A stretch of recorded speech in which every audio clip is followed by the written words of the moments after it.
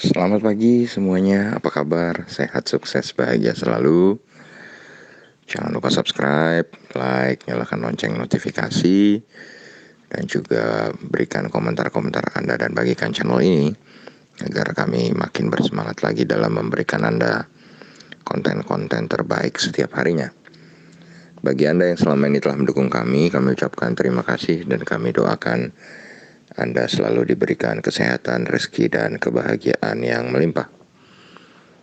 Mari kita mulai market outlook untuk perdagangan hari ini, hari Senin, tanggal 7 Desember 2020.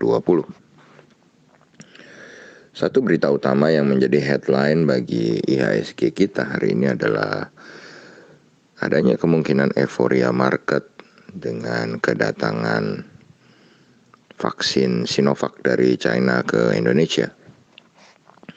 Apakah itu akan menjadi pertanda baik bagi IHSG keseluruhan atau mungkin hanya bagi saham-saham farmasi seperti INAF dan KF yang kebetulan bersinggungan langsung dengan vaksin Sinovac. Tapi yang jelas kalau kita melihat apa yang ditampilkan market Amerika di penutupannya Jumat kemarin naik cukup tajam, di mana S&P 500 naik 32,4 poin atau 0,88% ke 3.699, dan Dow Jones juga naik 0,83% atau 248,7 poin ke 30.218, dan saham-saham teknologi Nasdaq naik 0,7% atau 87,1 poin ke 12.464. Walaupun sebetulnya kemarin data pengangguran atau jobless claim di Amerika cukup mengkhawatirkan atau cukup buruk, tapi market atau bursa tidak memperdulikan data itu dan tetap terus terbang naik menuju all time high-nya terus. Dan kalau kita lihat ini searah dengan market Eropa, di mana FTSE 100 Index London naik kencang 0,92% atau 59,96 poin ke 6.550. FTSE 100 Index London memang masih tertinggal jauh ya, masih jauh dari all time high. Kemudian GDXI atau Xetra DAX Frankfurt yang memang sudah di all time high naik tipis 0,35% atau 46,1 poin ke 13.299, sedangkan CAC Prancis naik 0,62% atau 34,8 poin ke 5.609. Dan dolar indeks sendiri kalau kita lihat saat ini menguat 0,026 poin atau 0,03% ke 90,701. Dan walaupun dolar indeks menguat, dolar indeks masih berada di tataran bawah. Ya, karena dolar indeks ini turun sudah cukup tajam dari sekitar 110 ya sampai ke 90 selama terjadinya krisis COVID-19 ini. Dan kalau kita lihat TLKM NYSE atau saham Telkom yang diperagangkan di New York Stock Exchange saat ini mengalami pelemahan 0,08 poin atau 0,35% ke 22,89 atau 3.246. Yang perlu kita cocokkan adalah harga saham Telkom di Amerika ini, berapa perbedaannya atau spreadnya dengan harga saham Telkom di Indonesia. Kemudian kita lihat walaupun market Amerika naik tajam, EIDO atau ETF Indonesia yang diperagangkan di Amerika atau kumpulan 31 saham Indonesia yang diperagangkan di Amerika ini hanya naik tipis saja 0,09% atau 0,02 poin ke 22,74. Dan kalau kita lihat di komoditi, maka kita lihat saat ini oil atau WTI oil atau minyak hanya naik tipis 0,56 poin atau 1,23% ke 46,26. Gold kembali turun 0,23% atau 4,3 poin ke 1844,3. Timah atau tin kembali menguat 82,5 atau 0,44% ke 18.997,5. Sedangkan nikel naik 385 poin atau 2,41% ke 16.355.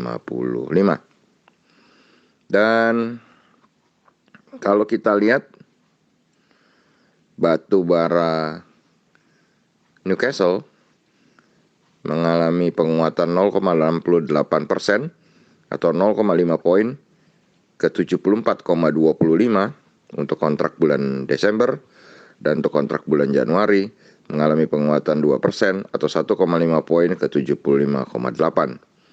Sedangkan untuk batu bara Rotterdam mengalami penguatan 1,53% atau 0,95 poin ke 63,20 untuk kontrak bulan Desember, dan untuk kontrak bulan Januari kembali mengalami penguatan 1,27% atau 0,8 poin ke 63,55. Sedangkan CPO menjadi yang naik paling banyak 3,3% atau 110 poin ke 3.439.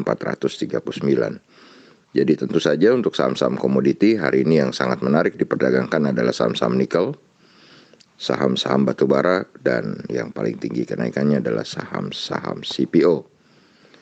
Dan kalau kita lihat bursa regional Asia, indeks Nikkei 225 Tokyo Jepang mengalami kenaikan 0,12% atau 31,76 poin ke 26.783 ketika dibuka, tapi saat ini sudah menurun atau negatif 0,02% atau 5,34 poin ke 26.746,391. Ini lebih banyak disebabkan karena tekanan dari Dow Jones Index Future yang saat ini berada dalam posisi negatif atau posisi merah, negatif 5 poin atau 0,02% ke 30.193. Seperti saya sering katakan bahwa kalau hari Senin memang market Asia sering tidak bergerak searah dengan Eropa dan Amerika karena Eropa Amerika sudah libur agak jauh. Sedangkan kalau kita lihat market yang lain, S&P ASX 200 Sydney dibuka menguat 0,72% atau 47,3 poin ke 6.681,9. Dan Kospi Seoul Korea menguat juga tipis 0,13% atau 3,44 poin ke 2.734,89. Dan untuk menyambut minggu yang baru ini, kami memprediksi euforia vaksin dan harga komoditi yang naik cukup tajam akan sedikit mengkerek arah IHSG. Jadi 51% kami memprediksi ada di dalam teritori hijau, walaupun kami juga tidak ikut euforia karena kami lihat seperti biasa Senin adalah hari yang suka memberikan kejutan, sama dengan Senin kemarin yang tiba-tiba IHSG rontok lebih dari 2%. Jadi hari ini kami juga tidak berani memprediksi terlalu banyak, tapi IHSG kemungkinan besar 51% ada dalam teritori hijau.